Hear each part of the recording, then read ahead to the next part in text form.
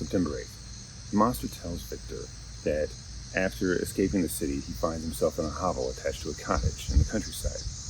There's an old man that lives here, the monster determines is blind, and two younger people that are brother and sister. The hovel sort of provides a peephole into their cottage and into their lives, and by observing them and secretly helping them by cutting firewood, the monster slowly is able to learn language and able to read just by observation. That sounds a little bit extreme, but I'll come back to that. After a while, a visitor comes, a woman riding on horseback who is of a different ethnicity. She's Arabian, and over time the monster learns her story attached to Felix. Felix, in another country, witnessed her father being wrongfully imprisoned. I believe it was in Paris, and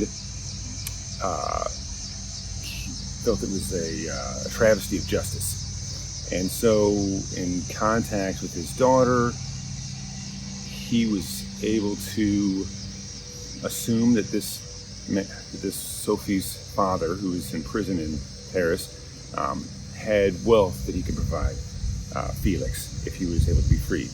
And Felix, both at the idea of the gain and also in what seemed like predominantly from a sense of justice, helps him break out of prison and escape Paris.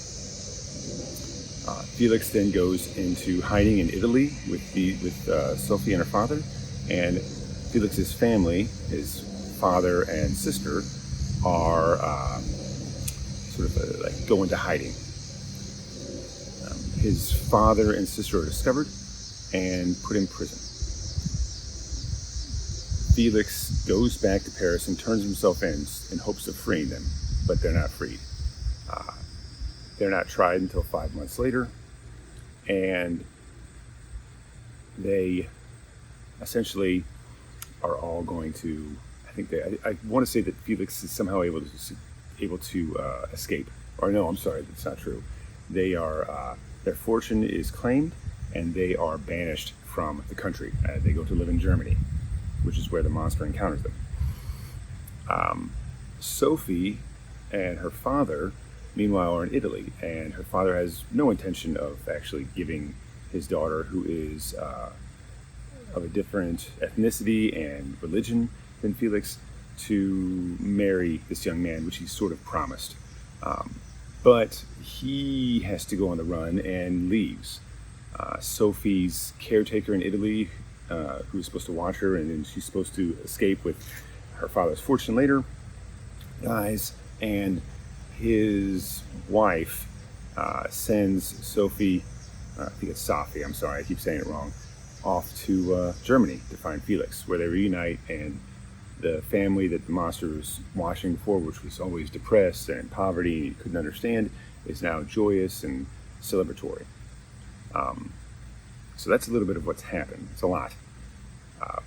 It might seem a little weird that the monster is able to learn how to speak and read just from observing someone without direct influence. But I really don't think it is. And the reason I don't think so is because he's his father's child. Victor Frankenstein is brilliant and discovers many things on his own. He discovers how to reanimate dead tissue. Is it any surprise that his child is also brilliant and a natural study? I don't think it is.